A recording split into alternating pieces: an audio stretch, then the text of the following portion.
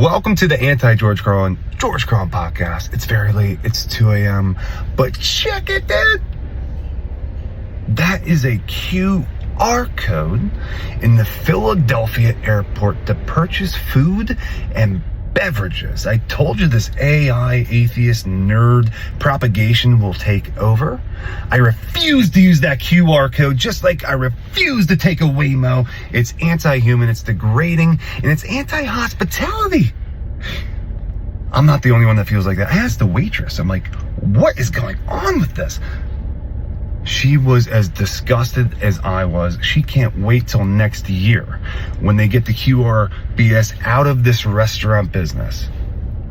All right. It's a perfect segue, though, into this episode. In this episode, Ross of Nazareth travels to Bethlehem, Pennsylvania to see my producer, my friend, community activist, Matt Molchany. And Matt Molchany is a part of the most inspiring story I've ever heard. Not only is it inspiring to me, it was inspiring to the Mayor of Bethlehem, Pennsylvania. It was inspiring to the community. And they equally matched the fervor of this Carnegie Mellon grant that Lehigh University received to challenge the conventional ideas of what a resource is, what the public library is. And now there's a free public recording studio for disenfranchised people of all socioeconomic walks of life. So without further ado, cue the copyrighted intro music. And you're probably still working on 9 to 5 screaming. Every Taylor Swift songs about her ex. But when you're doing it, just sound like a dick. So let me hear the song. I'm doing fine. The way that I touched you. I can't. It was on your butt with a marker. Right over there. All right, so we're leaving this, dude. We're leaving this in. So, yeah, I'm your comedian, Elm. You recorded me. We've known each other for a long time. But, yeah, you did touch me on the butt with a permanent Sharpie marker for the title of my album, I'm Your Comedian Album.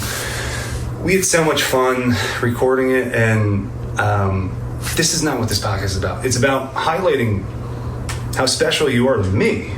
First off, with everything you've done for the city of Bethlehem, the artistic community that maybe never had recording equipment available because of socioeconomic states. Exactly, yeah. And for me, that moved me, and apparently it moved the mayor in a way that he just felt aligned with the authentic movement that you were trying to do. He never wanted to do a podcast. He kept growing too. It went from just the library studio idea to no one should have, their socioeconomic status should limit them from playing a show that the city wants to put on. So we did the same thing with a PA system that everyone can share too. And now I'm going to do this with these lights, is donate all these lighting fixtures so people can do videos and stuff like that. Do a podcast like this.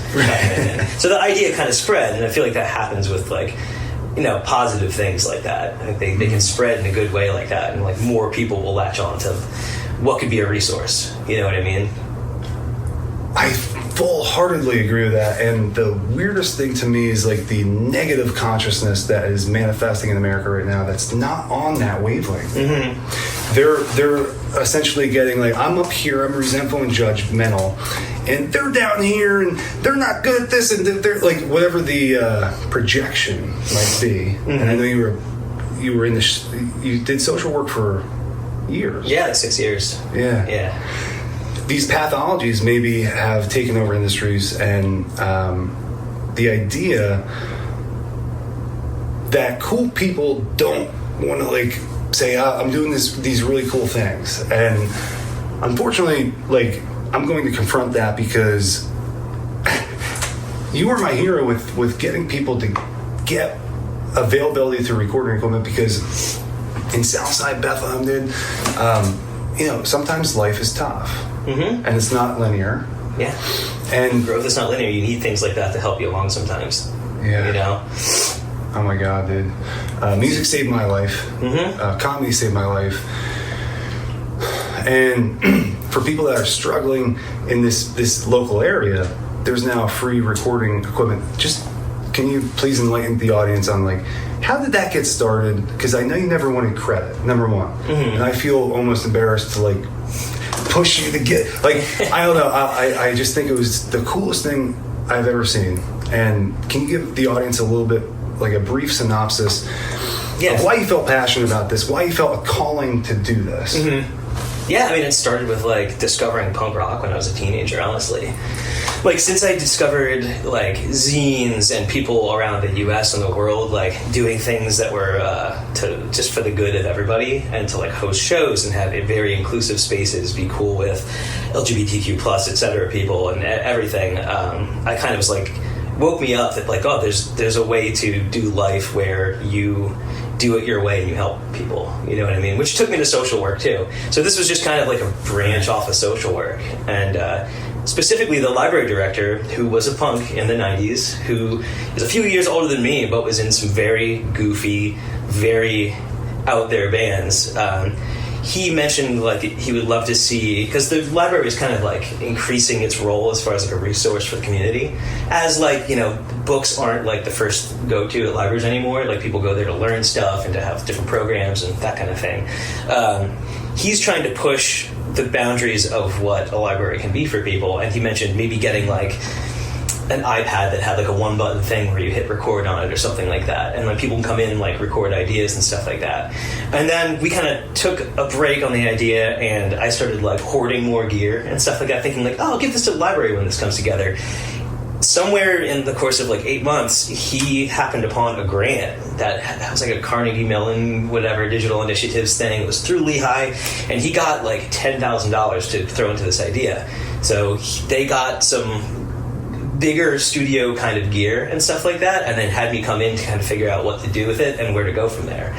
So I kind of took over, and I sold some of the stuff that like the more institutional kind of people made them get, so it was a legit studio. And I put out a call to the community for equipment, and just wanted to make everyone aware that this is a thing, that this is an idea that I think is really cool, that I feel like everyone should get behind. And we got like, they got us $10,000 of, like, you know, that kind of money, and we had almost over half of that worth of stuff from people who just cared about the project. So people gave drum sets, amps, old pedals. People came out of the woodwork who I haven't heard from in years, or like, oh yeah, like, my son was in a band with you in 1997, like, here's one of the pedals he used, like, take that, you know what I mean? Drum machines, like, everything. So the community actually became the source of a ton of the cool stuff that's there. And then my girlfriend and I put it all together and like kind of built the room out and stuff like that, and made it feel like homey, like a place that's not clinical, that you're very much invited to no matter what your socioeconomic status is. And that was kind of the project, and it's booked like 320 days of the year or something like that. You were just there this morning. Like, dude, yeah, it's awesome. Yeah, it's super I can't believe it. Like, and it's an idea that I'd love to see multiplied to other places too, which goes for lots of the things I'm talking about here, where it's community sourced, community funded for the, you know, tax wise, community funded and everything, right, and pushed forward by the community too. Dude, it hits such a soft area, like in my heart. Like I just feel so aligned with it. And then it's so interesting to me because right now in America, I don't know if you feel an undertone of American hate spreading with, because you mentioned some. I never felt accepted as a kid, man. Yeah. Right? Yeah, same here. I felt like as an outcast, and the last thing I want to do now, hurt people. So the last thing I want to do is to make people hurt how I'm hurting on the inside. Yeah, you don't want that to continue. You don't want that to break continue. that cycle. I could have taken all the pain and all the weird stuff I was inflicted with as a kid and like projected it on somebody else or hurt somebody else, but that just would have made it worse down the line. I just want to see things get better. That's all I'm interested in. And I think that's part of the communal aspect of this, of people supporting it, mm-hmm, and then growing it into what it is now. And I think like it's easy to grandstand for me as an observer on the outside and go, this is amazing. Mm-hmm. Why is this story not told everywhere? Why is this not happening?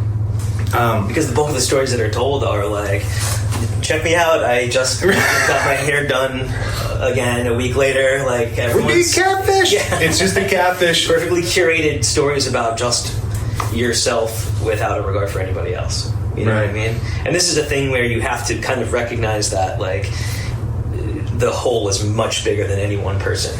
And this is a thing for everybody. This isn't someone's like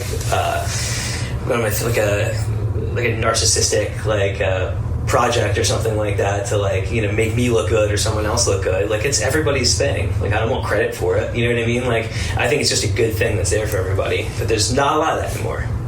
You're so consistent throughout the years, and I knew that. There was a podcast I just did where I didn't want, this person's my hero, dude. I see him using spiritual modalities that are improving people's health, optimizing their life, making relationships better, and that's heroic to me to choose that path to go down.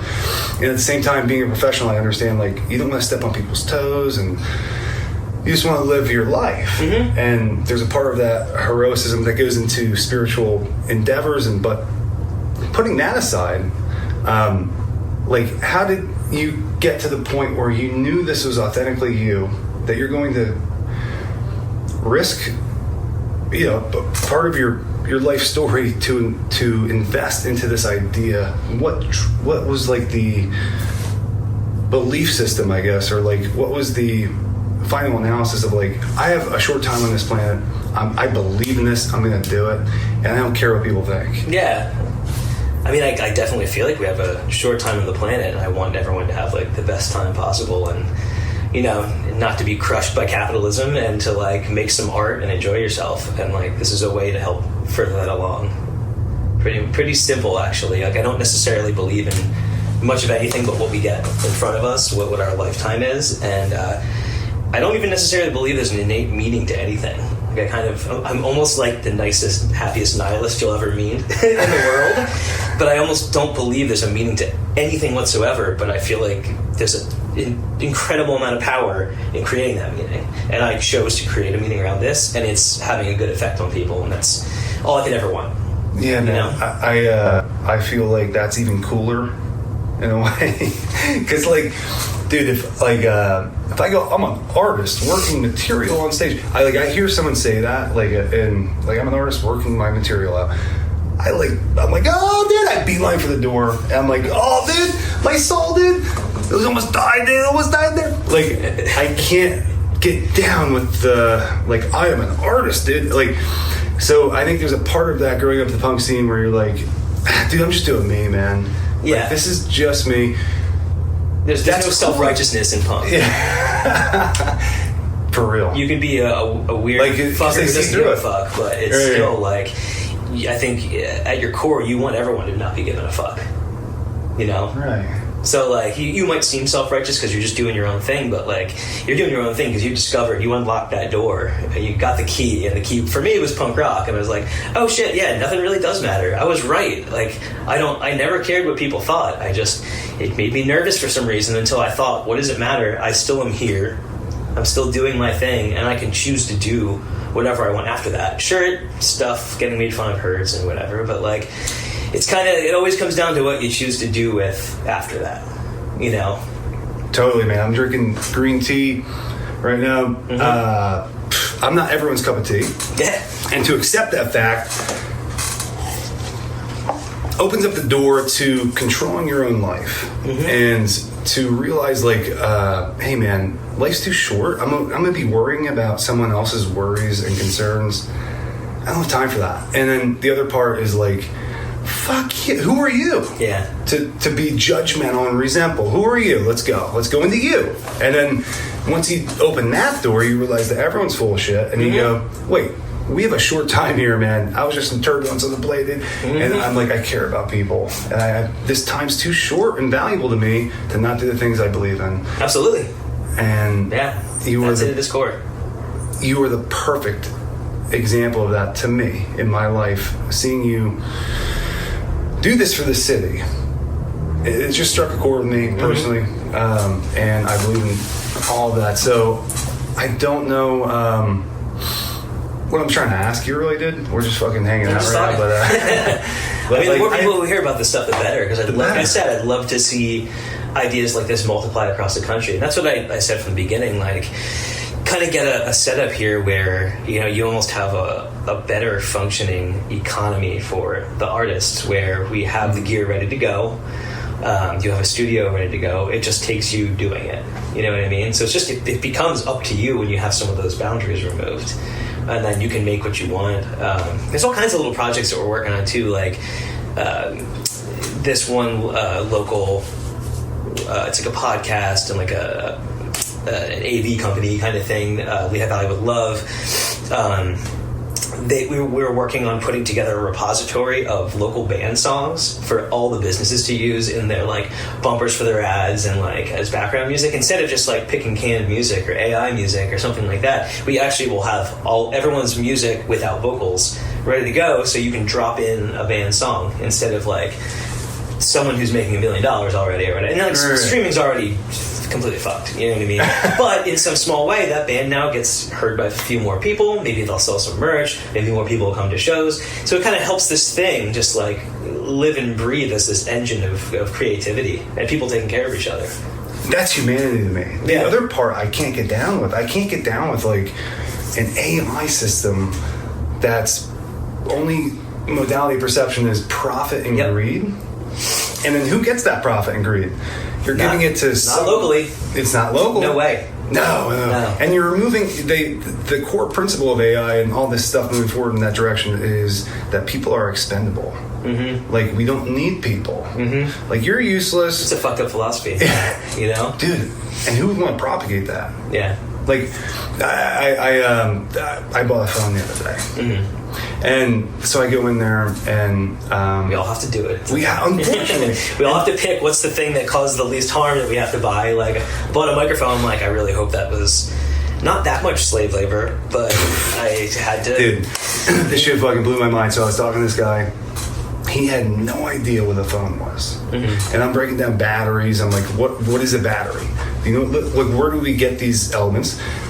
How does 5G work? How does satellite, like, he had no idea what he was even selling me, and I accepted the fact that he had no idea what he was selling me, and I bought the phone, and I was leaving feeling like, did I have any say in this? Like, I need to have a phone now? Like, what is going on? And I was just, like, freaked out because these people selling the phones at AT&T, wherever it is, it's like they don't even know what they're selling.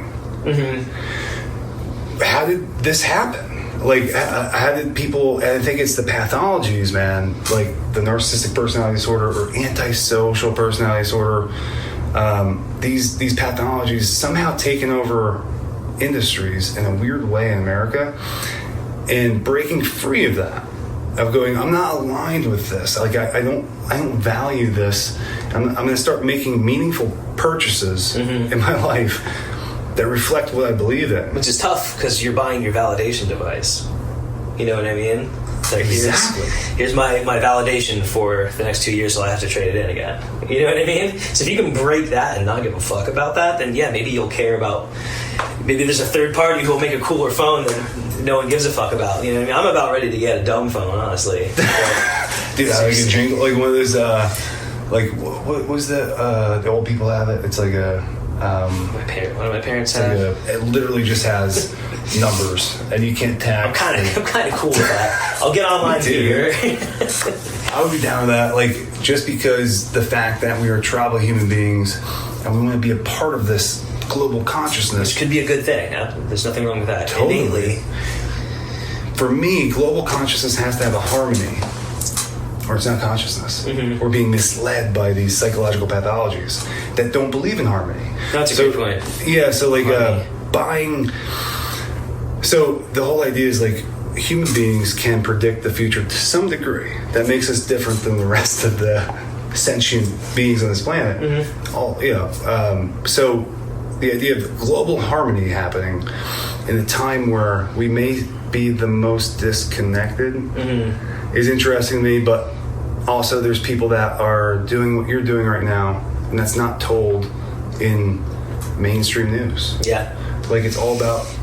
People rally around some terrible things anymore, and I'm out here trying to play like a pretty chord with everybody. I want to play a big, nice chord with everyone, but everyone else wants to rally around just negative shit, war, anti-woke shit, like all of that stuff, and it's just a trap. Honestly, it becomes a part of the trap of I'm gonna have to, like, now our opinions get validated immediately and by another mob. So like that just adds to the weird validation cycle of like, get on your phone, say something controversial, be hated by one group and loved by another group, and then you're gonna, as long as you're getting some kind of likes, you're gonna feel good about it. You know what I mean? Yeah, it's just another weird cycle to have to break. Like that cycle of like caring about what people think. Mm-hmm. So I'm not gonna be everyone's cup of tea. To accept that initially, why would someone want to be everyone's cup of tea? Yeah. Like, that doesn't even seem logical to me. So the idea of like accepting that's the narcissist part, where you kind of wiggle your way into being like perfect for everybody in a way. Mm-hmm. You know what I mean? You kind of change your face depending on who you're talking to, that kind of thing. Yeah, dude, I feel like narcissistic personality traits elicit fear. Mm-hmm. Based in fear, or based in some sort of fear and judgmental principle that then gets propagated to people, and then they get to worry about other people worrying, and it's like the 80% of people, I think, listening to this right now may have some consciousness going on that's like, hey, I'm worried about person X, how they perceive me, and in your experience, like, so everything you do, from what I experience through my own lens as Ross of Nazareth, like, you have been not worried about that. Like, you're doing what you believe in,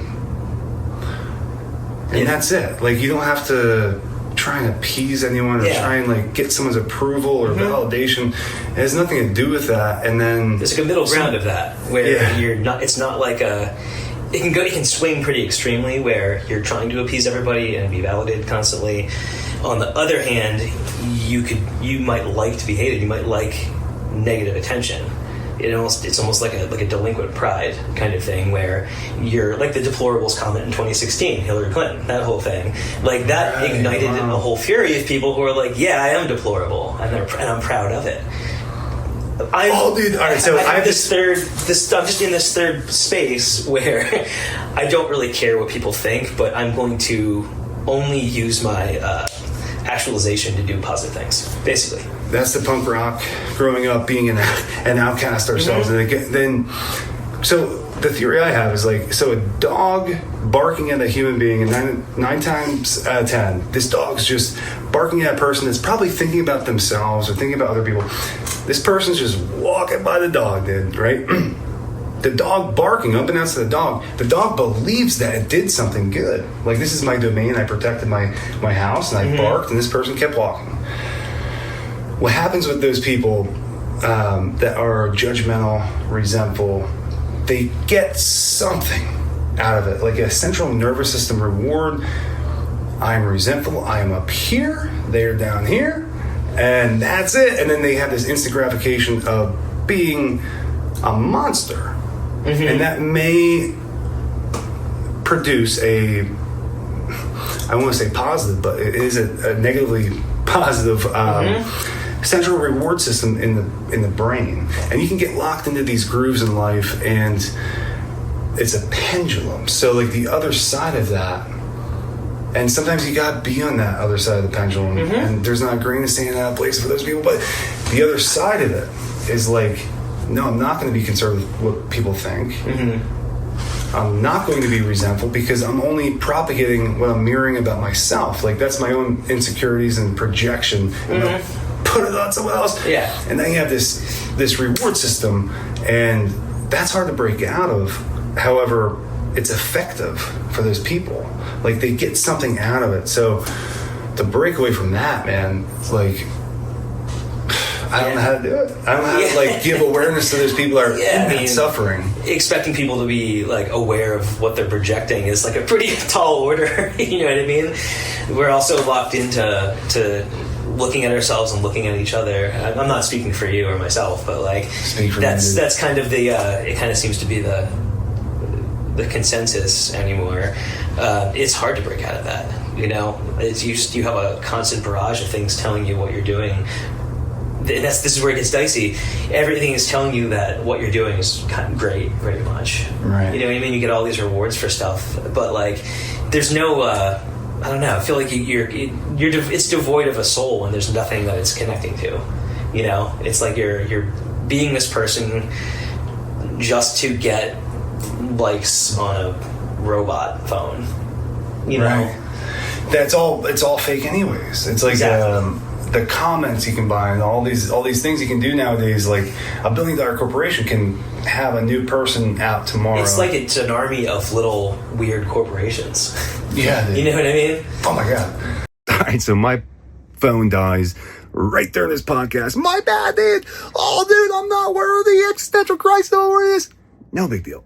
Fortunately, all this means is me and Matt get to do this again and talk just like two normal dudes hanging out, having fun. And I'll let Matt close on these points of challenging the conventional idea of what a resource is, challenge the conventional idea of what a public library is, persistence, avocation, reinventing these words, because you can do this too. Matt didn't know he could do it until he did it. So just saying, that's cool. And the problem with cool people is they don't take credit. However, embarrassing myself here and embarrassing Matt, but back to the bud. All these amazing things. Is there anything you want to touch upon, or is there anything you want to? No, I just really would love to see. I'd love to see people take ideas like this. Like, if you have that within you to like do something like this for your community, like do it. Seek out how you can like do something to create a little more equity out there, and like, you know, challenge what the idea of a resource is. Like, the library is challenging what a resource is. We have a free recording studio at the library. That's now, in this town at least, that's a normal thing. That you can go someplace with a professional recording studio. You were there this morning. Go to a professional recording studio that's here for the community. What's next? Let's figure out what's next, everybody. How you can organize and get people doing something positive together. We talked about, like, you know, collective consciousness and harmony before. Like, I'm out here just trying to play a nice chord with everybody.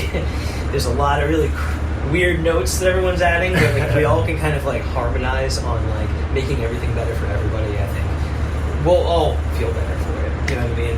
And that's what resonated with me, this global harmonization of consciousness, to not push these people down, to not push these people away, to actually invite them in. Here's our community. Here's the public library. Here's a resource that you maybe didn't think is a resource because of the trajectory that people were on. Mm-hmm. And that resonated with me, resonated with thousands of people, and here we are. And I love you, dude. Thank you so much. Yeah, thanks for having me. All right, guys. Great episode.